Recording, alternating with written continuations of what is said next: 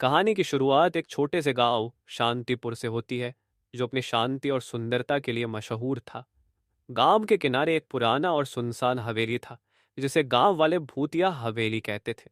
कुछ लोगों का मानना था कि वहां आत्माओं का वास है, जबकि कुछ इसे सिर्फ अंधविश्वास मानते थे। गांव में कई घटनाएं हो चुकी थीं, जिन्होंने इस हवेली की भूतिया छवि को और भी प्रबल बना दिया था। प्रथम परिच्छेद। रहस्यमय हवेली। शांतिपुर के लोग बारिश के दिनों में उस हवेली की ओर जाने से कतराते थे। हवेली के बारे में कहा जाता था कि वहां जाने वाले लोग कभी वापस नहीं लौटते। वहां वहां से कई अजीब अजीब सी आवाजें भी सुनाई देती थी। रोहित ने हिम्मत करके गेट खोला और अंदर दाखिल हुआ। अंदर का माहौल और भी डरावना था। हवेली के चारों ओर उगी हुई बेलों ने उसे और भी भयानक बना दिया था। तृतीय परिच्छेद। हवेली के अंदर कदम रखते ही रोहित ने देखा कि अंदर का माहौल किसी पुराने समय की कहानी जैसा था। दीवारों पर लगे हुए चित्र धूल से ढके हुए थे और फर्श पर बिखरे हुए कागज और किताबें वहां की लंबी कहानी बयां कर रहे थे। रोहित ने चारों ओर देखा और वहां के कमरों की जांच करने लगा। एक कमरे में प्रवेश करते ही उसकी नजर एक पुरानी अलमारी पर पड़ी। अलमारी के अंदर एक डायरी रखी हुई थी। रोहित ने वह डायरी निकाली और पढ़ने लगा।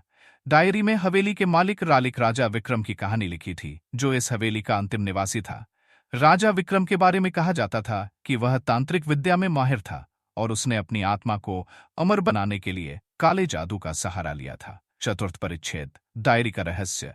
डायरी में लिखा था कि राजा विक्रम ने अपने राज्य को अमर बनाने के लिए एक तांत्रिक यज्ञ किया था, लेकिन यज्ञ के दौरान कुछ गलत हो गया और उसकी आत्मा उस हवेली में कैद हो गई। अब वह वहां आने वाले हर व्यक्ति को मारकर अपनी शक्ति को बढ़ाने की कोशिश करती है। डायरी के आखिरी पन्ने पर लिखा था, जो भी इस डायरी को पढ़ेगा वह इस हवेली से कभी बाहर नहीं जा सकेगा।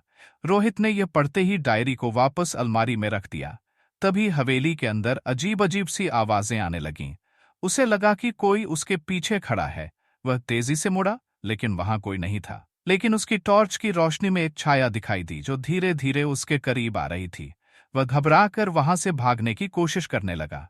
पंचम परिच्छेद। खौफनाक रात। हवेली के बाहर भीषण बारिश हो रही थी और रोहित बाहर निकलने के लिए दौड़ा, लेकिन हवेली का दरवाजा बंद हो चुका था। वह दरवाजा खोलने की कोशिश करने लगा, लेकिन दरवाजा जैसे किसी अदृश्य शक्ति ने बंद कर रखा था।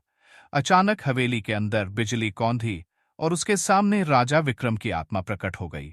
वह आत्मा अजीब सी आवाज में बोलने लगी, तुमने मेरी शांति भंग की है, अब तुम्हें इसकी सजा मिलेगी। रोहित डर के मारे कांपने लगा। उसे समझ नहीं आ रहा था कि वह क्या करे।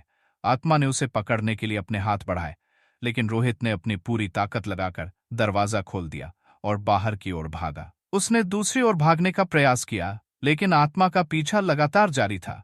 वह पूरी ताकत से भाग रहा था, लेकिन आत्मा उससे तेज थी। उसे एहसास हो गया कि अगर उसने कुछ नहीं किया तो उसकी जान बचना मुश्किल है। तभी रोहित की नजर गांव के मंदिर पर पड़ी। उसे याद आया कि इस मंदिर में एक विशेष देवी की प्रतिमा है, जिसकी पूजा करके राजा विक्रम को अमरता प्राप्त करनी थी, लेकिन वह यज्ञ अधूरा रह गया था। वह जल्दी से मंदिर की ओर दौड़ा और मंदिर के अंदर घुसते ही दरवाजा बंद कर दिया। मंदिर के अंदर जाकर उसने देवी की प्रतिमा के सामने सिर झुका दिया और प्रार्थना करने लगा। तभी एक चमत्कार हुआ। मंदिर के अंदर से एक तेज रोशनी निकली और उसने आत्मा को जला दिया। आत्मा ने एक भयानक चीख मारी और हमेशा के लिए विलीन हो गई। सप्तम परिच्छेद। अंत और सबक। रोहित पूरी रात मंदिर में ही रहा। सुबह होने पर गांव वाले उसे खोजते हुए मंदिर पहुंचे और उसे वहां सुरक्षित पाया। रोहित ने उन्हें पूरी घटना बताई। गांव वालों ने इस घटना के बाद हवेली को पूरी तरह से बंद कर दिया और वहां जाने पर पाबंदी लगा दी। रोहित ने इस घटना को अपने अखबार में प्रकाशित किया, लेकिन उसने यह भी समझा कि हर चीज का रहस्य जानने की कोशिश नहीं करनी चाहिए। कुछ रहस्य हमेशा के लिए रहस्य ही रहने चाहिए। हवेली की कहानी गांव वालों के लिए एक सीख बन गई कि कभी भी उन चीजों के पीछे नहीं जाना चाहिए जिनके बारे में हमें पूरी जानकारी न हो। समाप्ति। ये कहानी बताती है कि किस प्रकार एक जिज्ञासा एक खौफनाक अनुभव में बदल सकती है और कभी कभी हमें कुछ चीजों को उनकी स्थिति में ही छोड़ देना चाहिए।